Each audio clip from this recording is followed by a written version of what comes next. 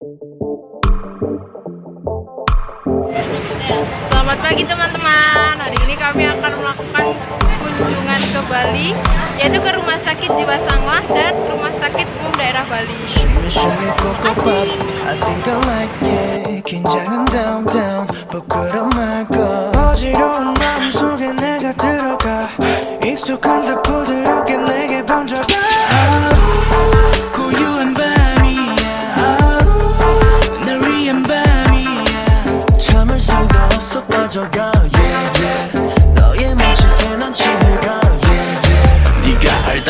모습에 나를 잊어 오늘 숨겨둔 본능을 힘이자 It goes down down baby 리듬에 옮겨 It goes down down baby 맡기고 소리쳐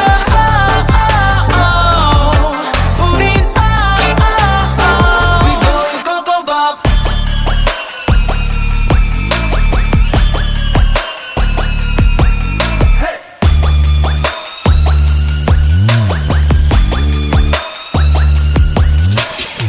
Shimmy coco pop I think I like it 조금씩 down down 수줍어 말고 누가 뭐 Siang teman-teman, hari ini kita ada di Pantai Pandawa, tempat wisata. Ya, sekedar refreshing sebelum kita berangkat kunjungan. Terima kasih.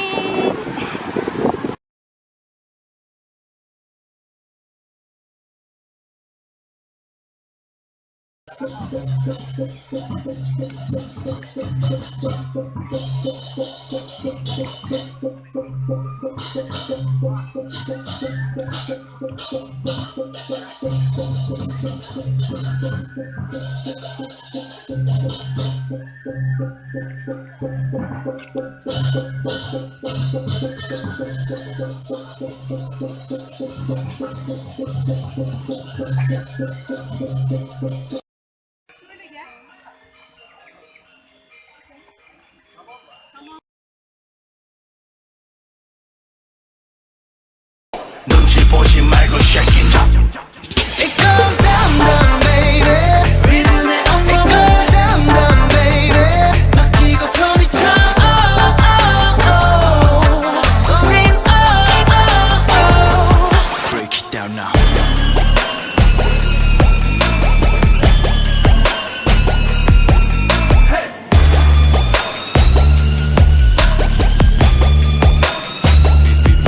Go down now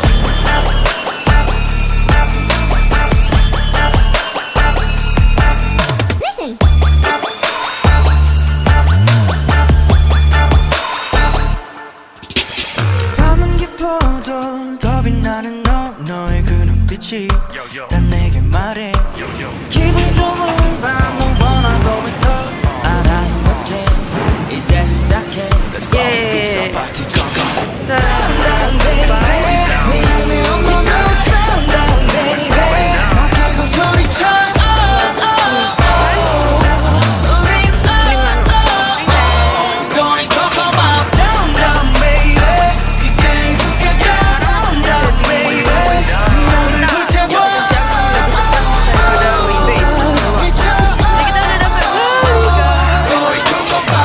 Sampai Bali.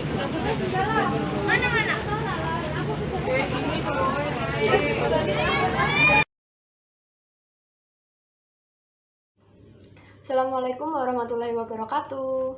Perkenalkan, kami dari mahasiswi Sekolah Vokasi UGM, Prodi Manajemen dan Informasi Kesehatan, akan menceritakan sedikit perjalanan kami road trip menuju RSUD dan RSC yang ada di Bali. Beberapa minggu yang lalu, tanggal 4 sampai tanggal 8 Februari 2020, kami pergi ke Bali dengan tujuan untuk mengunjungi beberapa rumah sakit yang ada di sana. Lebih tepatnya adalah RSUD Bali Mandara dan RSC Bangli. Apa itu road trip? Nah, road trip itu adalah program studi, maksudnya program tahunan dari Prodi Manajemen Informasi dan Kesehatan. Dan statusnya adalah wajib diikuti oleh seluruh mahasiswa prodi tersebut. Kenapa kita pergi ke Bali? Alasannya adalah karena Bali adalah tempat wisata yang banyak dikunjungi oleh wisatawan domestik maupun mancanegara. Jadi karena kita sebagai mahasiswa di jurusan manajemen informasi kesehatan, kita perlu mengetahui bagaimana rekam medis yang ada di sana, rekam medis yang ada di Bali, di rumah sakit Bali, yang pasiennya memang nggak hanya orang-orang lokal saja, seperti itu. Jadi singkat cerita, kita berangkat tanggal 4 Februari 2020 dari Vokasi UGM sekitar pukul 8 pagi. Sampai sana sekitar pukul 5 atau 4 pagi tanggal 5 Februari 2020 sampai Bali. Kunjungan pertama kita ada di wisata. Pertamanya kita menuju tempat wisata, yaitu Pantai Tanah Lot, Pantai Pandawa, dan GWK. Ya, dan GWK. Itu tanggal 5-nya. Kita kunjungan pada tanggal 6 dan tanggal 7 Februari. Kunjungan pertama kita ada di Rumah Sakit Jiwa Bangli. Di sana ada apa aja? Yang jelas di sana adalah rumah sakit jiwa. Jadi pasiennya ya orang-orang dengan gangguan mental, seperti itu. Dan ternyata RSJ Bangli ini adalah RSJ satu-satunya yang ada di daerah Bali. Di RSJ Bangli, sistem rekam medisnya sudah ada beberapa yang menggunakan elektronik, nggak pakai paper lagi. Jadi menurut saya sudah cukup canggih ya untuk rumah sakit yang ada di Indonesia, karena kebanyakan rumah sakit yang ada di Indonesia kebanyakan menggunakan paper, dan ya memang seperti itu.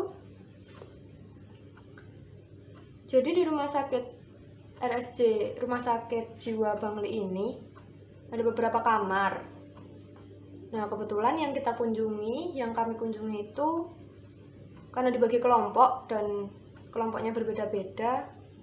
Sepertinya ada beberapa ruangan yang dikunjungi sama, maksudnya setiap kelompok itu ada yang ruangan berbeda dan ada yang ruangannya sama. Ruangan yang saya sendiri datangi adalah ruangan Kunti.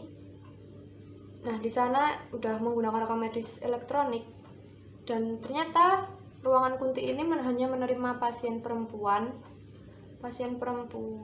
dengan 36 kamar dan 2 ruangan isolasi. Seperti itu. Ada lagi khusus untuk yang lansia. Kalau lansia itu biasanya kasusnya adalah pikun, apa bahasanya? Demensia atau apa itu? Seperti itu. Ada lagi.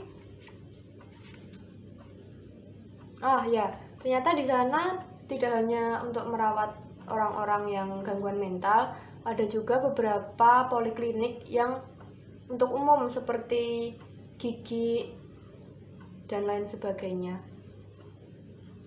Seperti itu.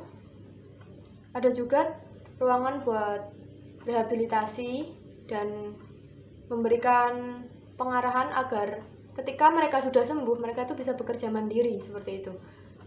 Dan mereka rehabilitasi tidak menggunakan apa-apa sih sebenarnya. Seperti diberi kegiatan seperti membuat canang, membuat suatu kerajinan tangan yang bisa digunakan mereka ketika mereka sudah sembuh dan keluar dari RSJ tersebut. Kebanyakan kasus yang di RSJ Bali adalah kasus skizofrenia. Sekian sih. Tidak banyak yang bisa direview sebenarnya, karena mungkin informasi yang diberikan juga tidak selengkap itu, dan kita tidak diperbolehkan masuk ke ruangan rekam medis itu sendiri. karena rekam medis bersifat rahasia. Yang boleh mengetahui hanya petugas kesehatan, dan itu pun tidak semuanya. Jadi kita orang asing juga tidak diperbolehkan untuk sembarangan masuk ke ruangan rekam medis. Bahkan kita sendiri sudah ada peraturannya, kalau mau merekam atau memfoto tidak diperbolehkan jika ada wajah pasien. Jadi semisal kita akan mengupload atau menyebarkan foto-foto yang ada di RSJ Bali dengan menggunakan wajah pasien, memperlihatkan wajah pasien, kita bisa terkena undang-undang seperti itu. Makanya kami juga tidak bisa menampilkan sedetail apa rumah sakit jiwa Bangli tersebut. Jadi kita hanya bisa menyampaikan seperti ini, review seperti ini, dan ya saya rasa review seperti ini juga tidak terlalu memuaskan untuk didengar.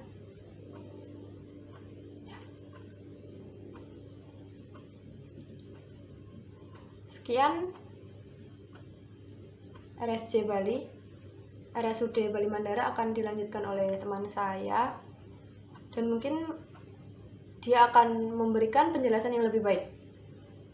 Terima kasih telah belum bisa penutupan. Oke.